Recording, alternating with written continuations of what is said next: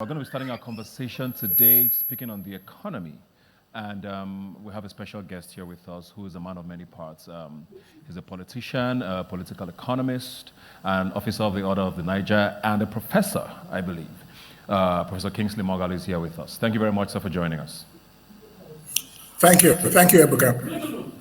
Let me just start very quickly with something that is obviously on the minds of everybody around the world, which is the pandemic. We're hearing about so many variants now, which is quite troubling. I saw a headline sometime this week saying that Africa has hit its highest number of cases this week since the pandemic started in March 2020. So it looks like things are even getting worse because of the Delta variant. But there are people who would say that Africa seems to have sort of weathered the storm of the pandemic with regards to number of cases and things along those lines. But with the economy, a lot of countries are struggling, Nigeria particularly. So I guess my question to you is, first of all, with the pandemic, whether it's with regards to how healthcare was managed, but more importantly with the economic recovery, because we're seeing very scary numbers with inflation, with unemployment numbers. What would you have done differently if you were in charge?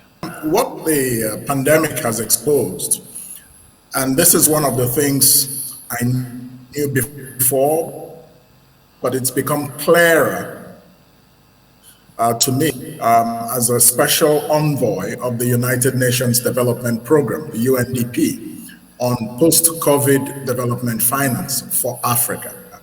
And in that assignment, we have studied the economic impact of COVID, the fiscal impact of COVID, and we are working on a report that will recommend options for African countries for the future. One of the weaknesses or fundamental problems we see is the absence of state capacity. That is to say, the absence of capacity among governments in Africa, including Nigeria, to prepare themselves and their governments for eventualities such as this. Many African countries have had to borrow. Nigeria, for example, was not able to provide a robust fiscal response in terms of palliatives, financial palliatives for its citizens. You saw, for example, in the United States, they were distributing their checks for $1,200, $600, and so on. But we were not able to do that in this country. South Africa was able to do something to that effect. Some measures were put in place by the central bank to help support businesses. But that was not enough. I think our response was to the tune of about $3 billion. South Africa was able to respond to the tune of over $20 billion to support its citizens. So what I would have done different is that from the beginning, as a leader, what you understand is that you have to position your country, invest in social infrastructure, that is healthcare and education. Make your country fiscally robust by developing sources of domestic revenue for your country so that you don't have to go a-borrowing all the time. Because as we know, he who goes a-borrowing goes a-sorrowing. So Nigeria has a very weak fiscal base, and because of that, the future of the young Nigerians today is being mortgaged. The National Assembly has just approved another $6 billion borrowing tranche. So a leader prepares for the future before the future comes.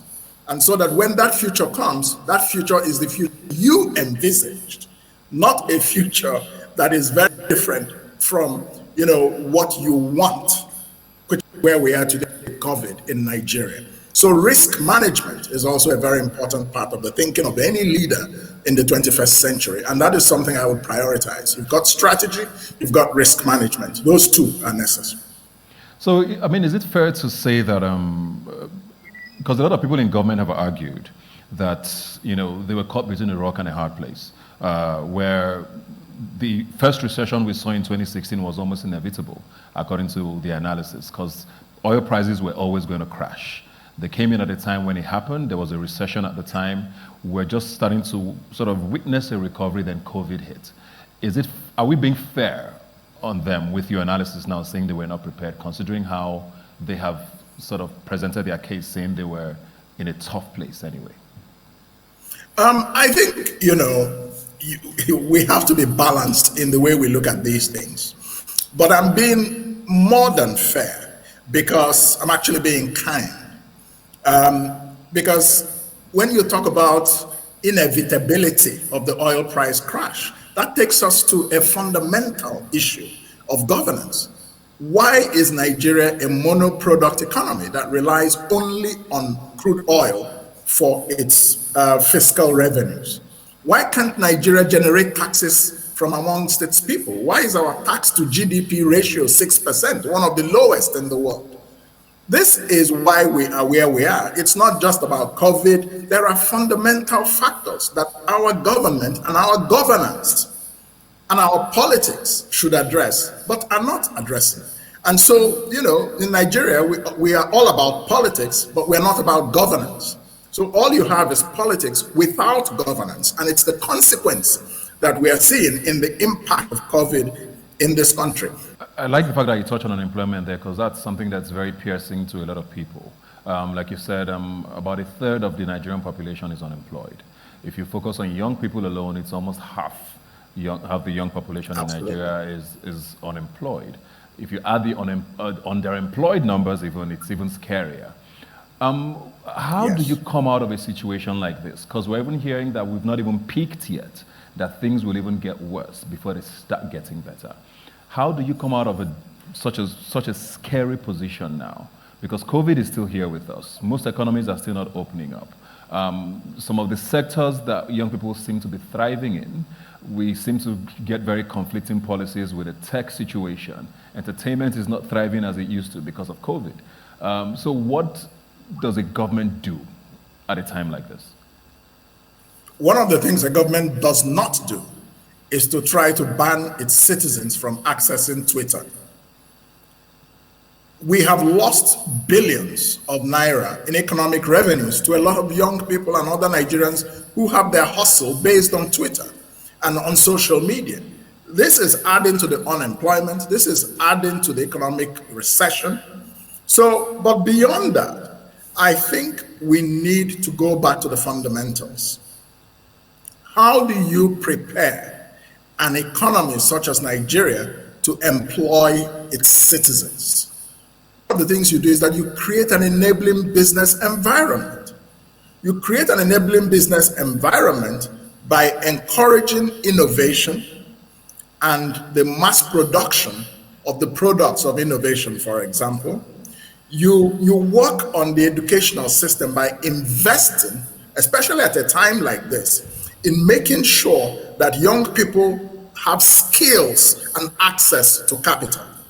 Some of that is being attempted, but I don't know how efficient these things are when they are done by the government. The problem, one of the fundamental problems we have in managing Nigeria's economy is that there is absolutely no philosophical foundation for economic management in Nigeria. And go and check the economy of any country that is prosperous. There's always a very clear philosophical vision underpinning how it's managed. Why am I saying this? In Nigeria, the government is everything and is into everything. But you have to create a proper balance between the state and the marketplace. So if the government wants to dictate the price of fuel, the government wants to dictate the price of your SIM card, the government wants to dictate, the government in Nigeria is everywhere, and it is suffocating our country, suffocating our economy. So when they try to do these interventions, palliatives, this, that, it's always the government. What happens? At the end of the day, corruption comes in, political favoritism comes in, and the marketplace efficiency is lost, and therefore more people remain unemployed. When you're doing all these social interventions, many of them are just recycling poverty. It is not creating wealth. I am in the business of creating wealth.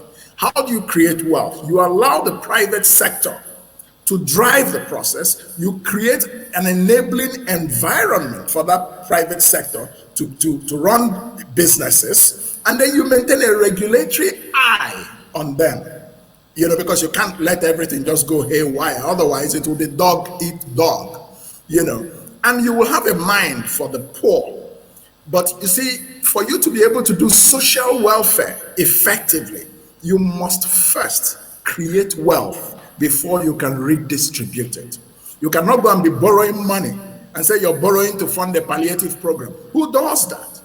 We need a massive venture capital fund of not less than $1 trillion, in which the government is only an investor, but the government will not run it. Because if the government runs it, politics will go into it.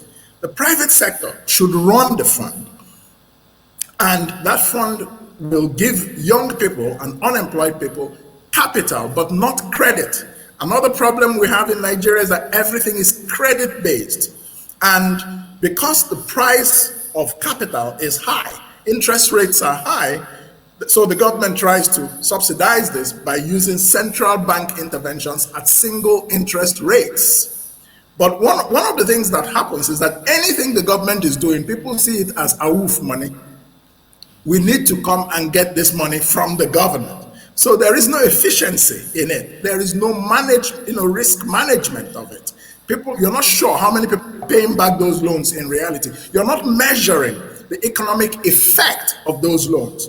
But if it was venture capital, which is equity capital, the venture capital fund will give you the money and co-own the business with you. You don't have to pay back any credit, so you're not under the burden of paying back with interest rates and all that. But the investing fund will co-own your business. So they will make sure that you're practicing proper corporate governance and that you're not wasting their money. And so if you run your business successfully for 4 or 5 years, you make profit, you can buy them out. The fund can exit from your business. These are the kinds of things. And then a lot of investment in skills. A productive economy is an economy with productive knowledge, know-how. That's what we call it. That's what creates economic diversification. All right. And that's what creates. I just want to quickly touch on the central bank, which you mentioned here. The Naira is pretty much embarrassing at this point. It's almost a compliment to say it's in a free fall, because nobody understands what's happening there. What's your honest... That's my favorite currency. What's your honest analysis of the way the central bank has handled the situation with the Naira? And, they had a Naira for dollar policy some time ago. I don't know how that's worked out. What do you think about, Godwin Emefiele and the central bank and the Naira?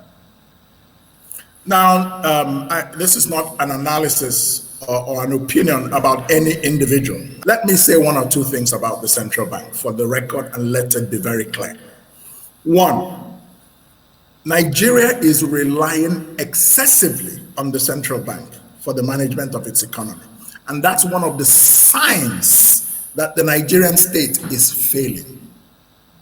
When you see a central bank being involved in as many things as our central bank currently is involved in, and yet the fundamentals are getting worse. The economy is not improving, despite all the central bank interventions. There are many people who still cannot afford, 3 square meals a day. So that is not the fundamental role of a central bank. This is the point I'm trying to make. The management of the Nigerian economy is based on about 3 or 4 pillars, or should be. You have national planning. You have the fiscal side of economic management. That is public revenue and debt management by the Ministry of Finance. Then you have monetary policy by the central bank and the financial system and the payments system of the private sector. Then you have trade policy. So these are all aspects of the economy. But today in Nigeria, many people, when you talk about the economy, their immediate point of reference is the central bank. That immediately tells you that the central bank is being overburdened. One of the consequences of this is that the central bank becomes less independent than it should be.